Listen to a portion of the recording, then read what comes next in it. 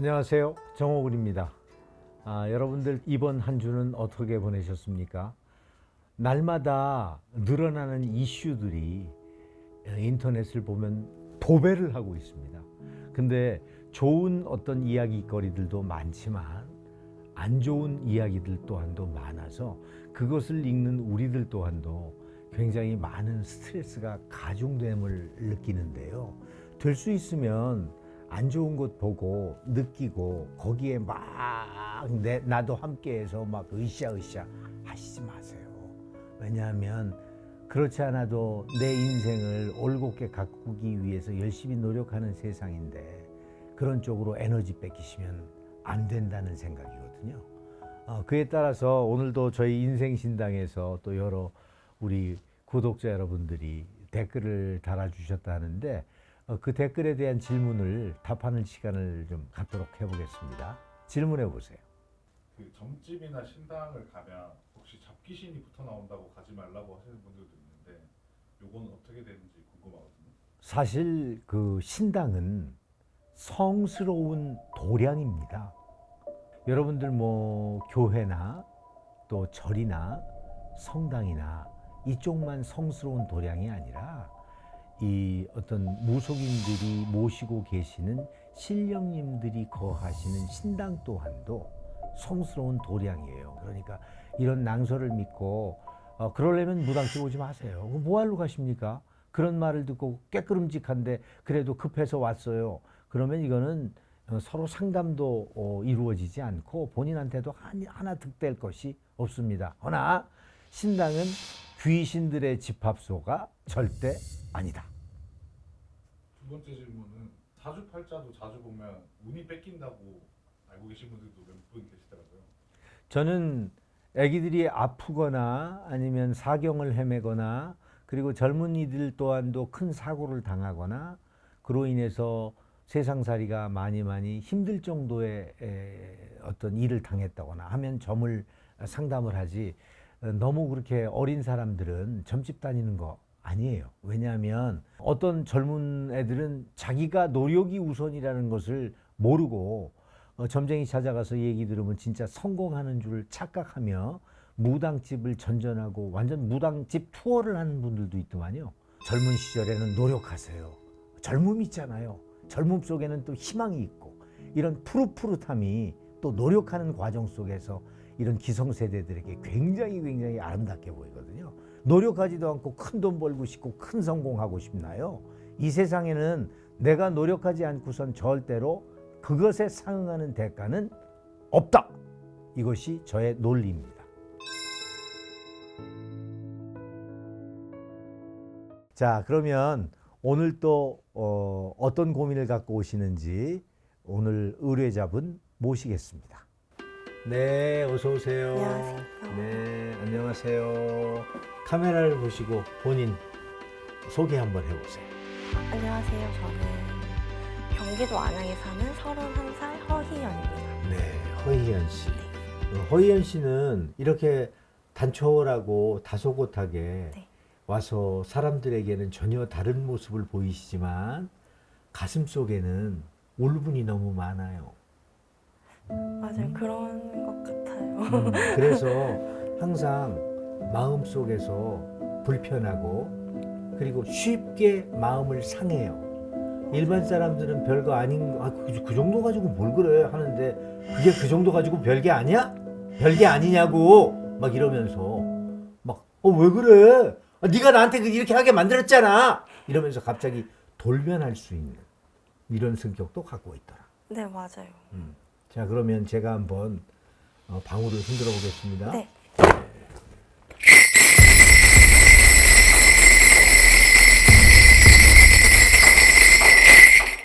너 지금 무슨 생각하고 있는 거야? 이런다. 응? 그게 어떤 본인이 더 잘 알잖아. 본인이 더 잘 알잖아.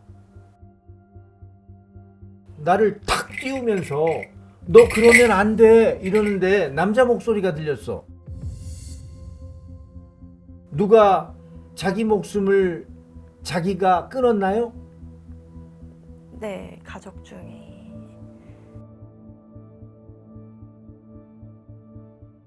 누구야?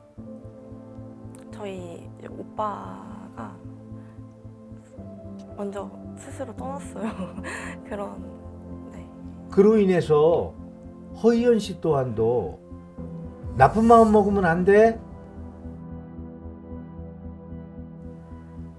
맞아요. 그래야 되는데 제가 우울증이나 불안장애가 좀 심해가지고 최근에도 자해를 해서 응급실에도 갔다 오고 뭘 이런 했다고요? 자해를 해가지고 사실 저도 그러면 안 되는 걸 아는데 그게 쉽지가 않더라고요. 허희연 씨, 네, 허희연 씨 나이가 어린 나이는 아니에요. 맞아요. 또한 또 그래서 그렇게 함부로 그렇게 극에 달하는 생각을 해서도 안 되는 거예요. 왜냐하면 본인은 나이가 많다고 생각하겠지만 내가 허희연 씨의 나이를 봤으면 참 좋겠다. 걱정이 뭐가 있겠니? 참 인생을 설계할 수도 있는 충분한 세월이 있는데 나는 이렇게 생각을 하는데 왜 본인은 자꾸 그렇게 나락으로 떨어져서 그런 말 그대로 무서운 생각을 하세요. 저도 되게 마음을 많이 잡고 싶었거든요. 그런 생각 하지 않고 오빠랑 네, 많이 의지했대요. 네 맞아요. 오빠 또한도 내 동생밖에 없고 나도 오빠밖에 없어서 항상 서로가 서로를 의지하면서 이렇게 살아온 세월 속에 자기 또한도 노력하고 노력했지만 그것이 너무 힘들었고 세상 속에 들어가서 내가 살아갈 수 있는 자리가 없다는 판단하에 그런 결정을 내렸지만 너는 그러면 안 돼. 너는 절대로 그러면 안 돼. 너는 안 돼. 이렇게 얘기를 해요. 이 점을 명심해서 마음을 고추 세우고 기운을 내고 또 내고 또 내서 허리를 쫙 펴고 가슴을 벌려서 당당하게 인생을 사셔야 된다 하는데 이분은 제가 보니까 어린 가슴에 저게 어른들의 세상이야? 저렇게 살아도 되는 거야? 하는 말 못할 어떤 아픔과 고민으로 본인은 아버지도 원수가 될 수 있고 엄마도 원수가 될 수 있는 거예요. 어떤 상처였는지는 모르겠지만 아무튼 충격적인 일이 어머니 아버지로부터 나에게 전달이 되는 그런 팔자거든요. 엄마가 결혼을 3번을 하셨어요. 엄마가 저희 가족 형제가 이제 제가 둘째고 오빠랑 남동생이 있는데 각자 아빠가 다 다르거든요. 근데 그 아버지라는 분들이 네. 너무 난폭하지 않았어요? 막 그냥 막 으름장을 놓고 배길로 걷어차고 우장창창창창창창 하는 그런 어떤 환경을 만들지 않았었냐고요. 있었긴 해요. 네, 좀 폭력적인 분도 계셨고 아니면 좀 저한테 상처를 주신 분도 계시고 어떤 상처를 줬나요? 제가 좀 사춘기였었는데 제 이렇게 옷섭을 이렇게 당겨서 보시려고 하시더라고요. 목을 당겨서 양아버지가? 네네. 그거야말로 네. 뭔 폭행 아닙니까? 좀 저는 많이 상처를 받았는데 그때 당시에 장난인데 왜 그래 이런 식으로 넘어가시려고 해서 그 뒤로는 그냥 아빠라는 존재에 대해서 마음을 아예 닫은 것 같아요. 그래서 엄마도 이 사람에게는 동떨어진 존재밖에 안 되는 그런 팔자거든요. 그래서 내가 물어보는 거예요. 알게 모르게 엄마는 기억을 못하지만 상처를 많이 줬었어요. 뭐 어렸을 때 저를 때렸다던가 아니면 좀 술 때문에 많이 난폭해지신다던가 이런. 술을 밥 먹듯이 마셨죠? 엄마가. 네, 지금은 괜찮으셨는데. 주정도 하고. 네, 맞아요. 팔자 타령한 거예요. 아이들 앞에서. 이놈의 팔자 막 이러면서. 맞아요. 근데 그 오빠가 네. 이 동생을 굉장히 많이 아꼈어요. 이 동생 때문에도 힘을 얻고 이 동생 때문에도 측은지심으로 내가 잘 살아서 우리 동생한테 잘해줘야지 하는 마음이 그득그득 했었는데 그 오빠는 생활 속에서는 마음처럼 일이 진행되지도 않았고 본인도 행동이 그렇게 되지도 않았고 그래서 항상 우울했던 것으로 느껴져요. 가슴이 항상 먹먹했고 그리고 옛날을 생각하면 분노가 일고 그로 인해서 자꾸 내가 이렇게 자신감도 잃어버리고 그리고 그로 인해서 내가 배운 것 가진 것도 없는 이런 무기가 아무것도 없는 사람이다라는 어떤 자괴감도 많았던 것 같은데 그래도 이 여동생은 굉장히 사랑했대요. 그래서 허희연 씨가 다시 일어나야 된다는 생각을 아주 굳건하게 하시고 일어나셔야 되는데 올해 직업적인 운이 들어왔거든요. 아, 네. 근데 본인은 본인 자신이 너무 많이 뭐라고 그럴까 패잔병이라고 할까 그런 마음이 들어요. 제 마음 속에 그냥 이거 하면 뭐래 또 결과는 이렇게 될 것을 저 사람도 나를 그렇게 생각하는 것 같아. 그 사람은 전혀 나를 그렇게 생각 안 하는데 본인이 그렇게 소설을 쓰세요. 그래서 본인을 계속 나락으로 떨어뜨리는 거야. 맞아. 저런 표정, 저런 말투니까 내가 여기서 더 이상 버티지 못할 것 같아. 나가야지. 뭐 이런 거야. 그죠? 네. 예전에는 직장 사람들과의 관계가 너무 안 좋아서 일찍 그만두게 되고 최근 직장은 업무 관련해서 너무 저한테 버거워서 일찍 그만두게 또 금방금방 그만두고 일을 구하면 금방금방 그만두는 거예요. 이게 너무 저한테 스트레스고 일 구하면 또 금방 그만두겠지? 내가 너무 겁이 많아서 내가 너무 한심해서 이런 생각 때문에 구하기 전에 너무 고민이 많아요. 일단 구하고 다니자니 또 일찍 그만두면 또 손해를 보는 것 같고 이런 것 때문에 겁도 많이 나고 내가 이 정도밖에 안 되는 사람인가? 계속 그런 생각이 들게 돼요. 제가 생각하기에는 올해를 필두로 내후년까지는 네.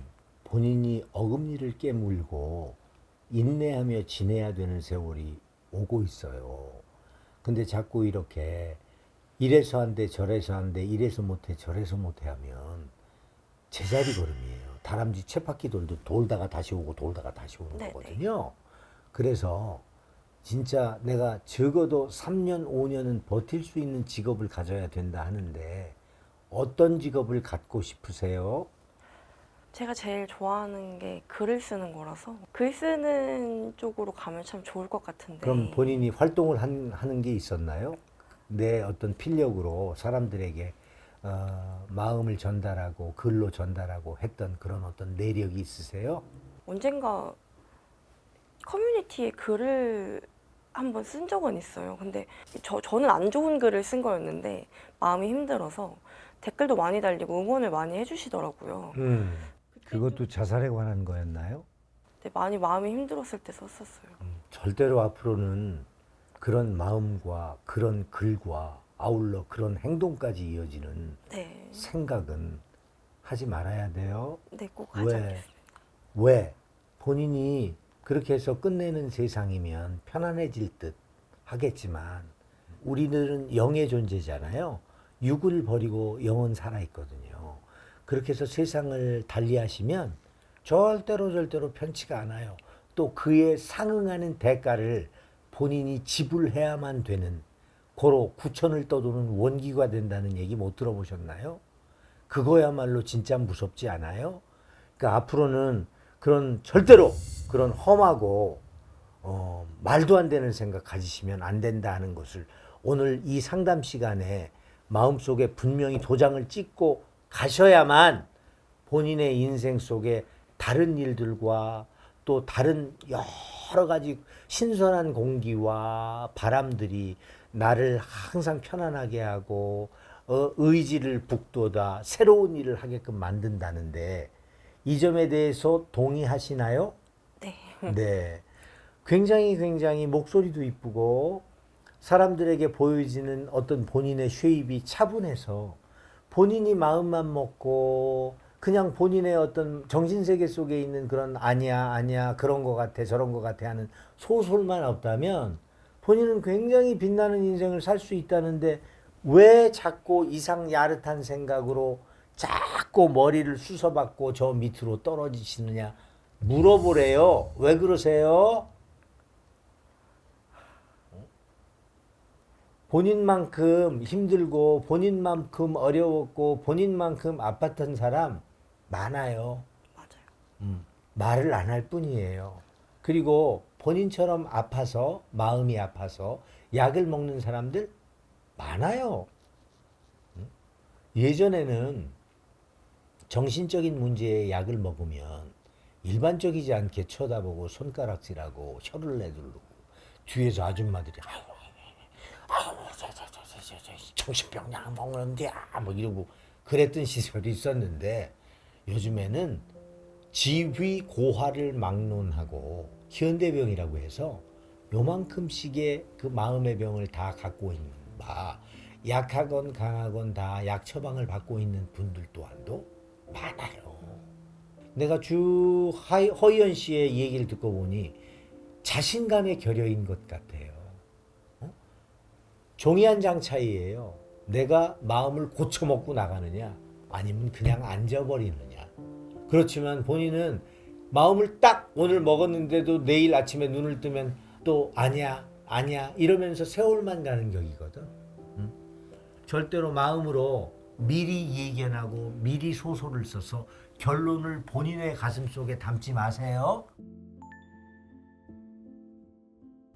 이 이야기는 어떻게 끝날지 모르겠다. 잘 끝날 거야.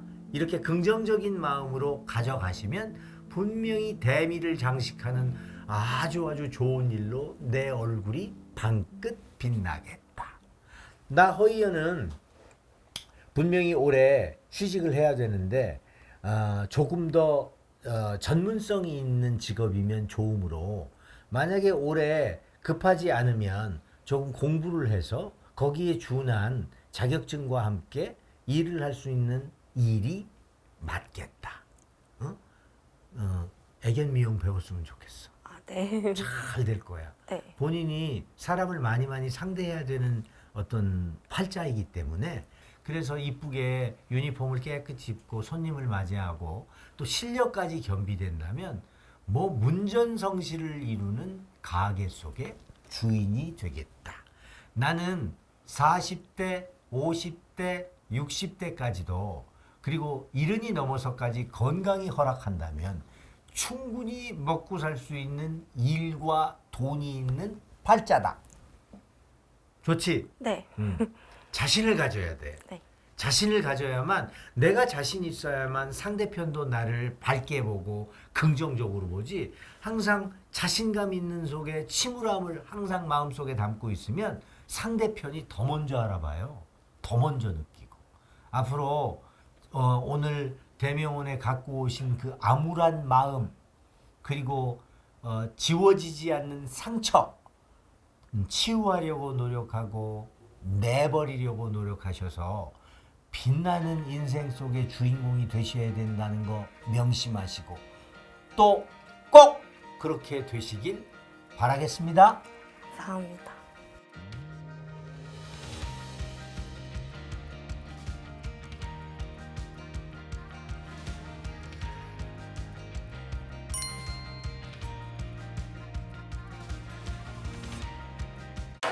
가장 사랑하는 사람이 돌아가셨네. 내일 보자 안녕 하고 안녕히 가세요 했는데 다음날 돌아가셨다고 해서 그 정신이 조금 팔려 있을 때 그때 이제 보이스피싱을 새벽 5시에 일어나서 오전에 헬스장 인포 일하고 백화점에서 일을 하고 카페 야간 알바랑 뭐 호프집 알바를 요일을 바꿔가면서 하고 6개월 정도를 거의 진짜 지옥처럼 살았던 것 같아요. 삶을 포기해야 하나? 라는 생각까지도 했었던 것 같아요.